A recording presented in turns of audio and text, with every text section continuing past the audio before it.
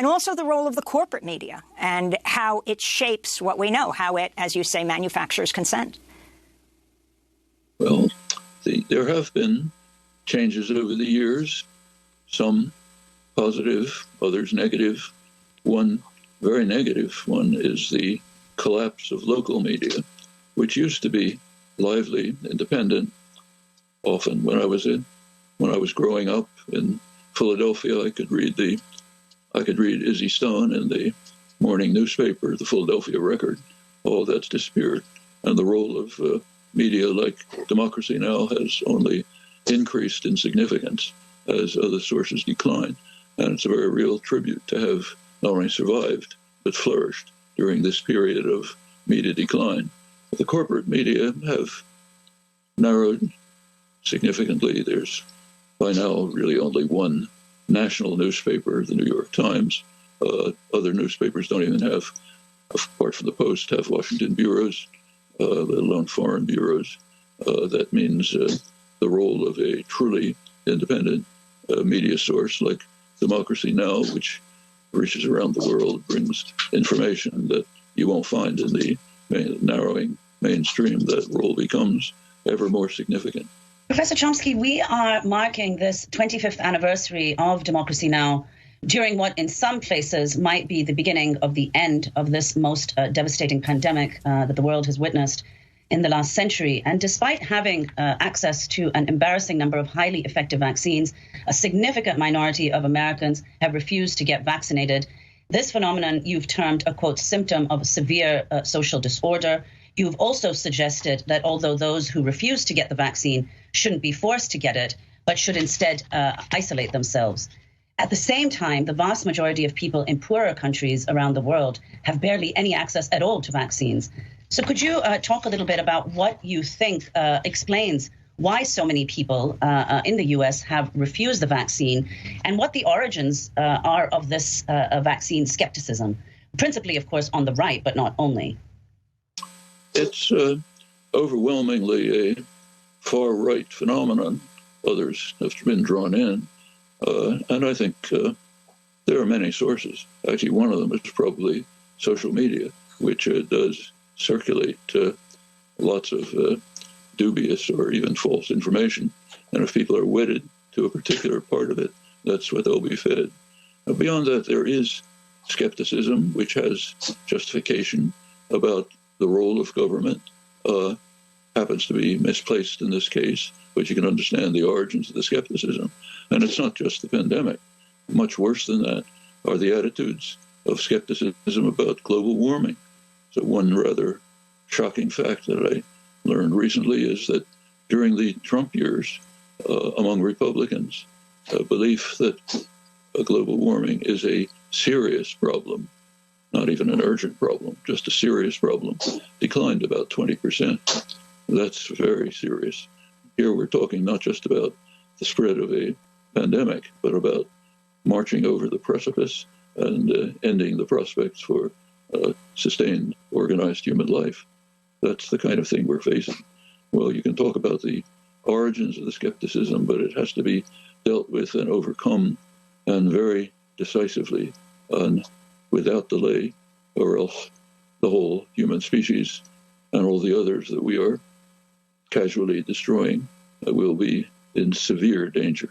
I want to ask you how January 6th, how you see it playing out. Do you see it as really not so much the birth, but continuation of a proto-fascist movement? You're in Arizona, the recounts over and over again of the votes, questioning Democratic votes all over the country. Where do you see the U.S. going? And do you see President Trump becoming president again? It's very possible. The Republican strategy, which I described, has been successful.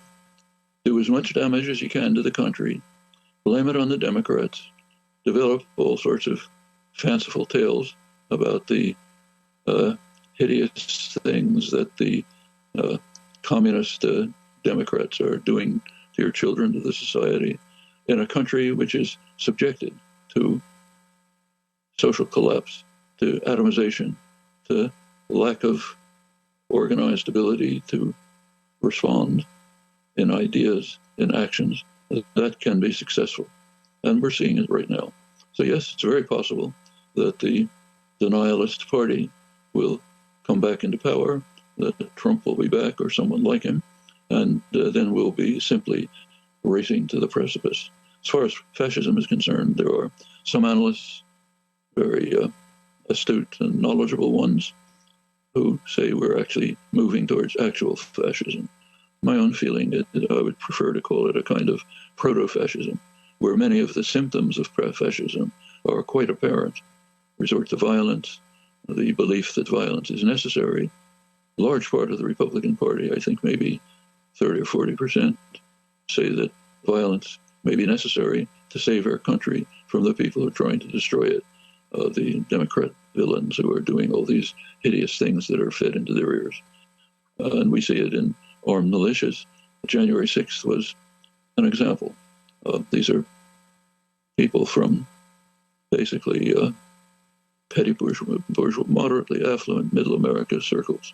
And not, there were some militia types among them who really feel that it's necessary to carry out a coup to save the country.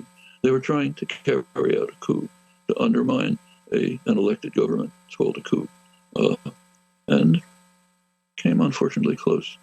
Luckily, they're now taking, the Republican Party is now taking sophisticated measures to try to ensure that next time around it'll succeed. Noam, before we wrap up, just last few questions. Julian Assange, what do you think will happen, should happen, and what do you feel people need to do facing extradition to the United States over 170 years in prison here? Well, this is a pretty incredible situation. Julian Assange has been subjected to years of torture. Actually, his years in the Ecuadorian embassy, which is actually not an embassy, it's an apartment house, those were years of torture. I visited him there, others did, being stuck in an apartment without even the ability to go out and look at the sky. That's in many ways even worse than being in prison. Prisoners at least have a couple hours when they can go out and be in a courtyard under guard by the British, censored British forces, finally forced into a top security prison.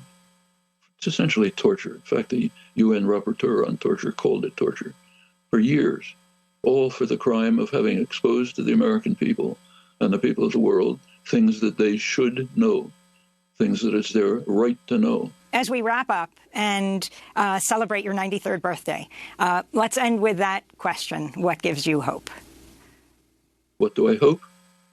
I hope that the young people who are demonstrating in the streets of Glasgow, the mine workers who are in the United States who are agreeing to a transition program to sustainable energy, many others like them, I hope that they will be in the ascendancy and can take the measures that are feasible and available to create a much better world than the one we have and the one that the people of the world deserve.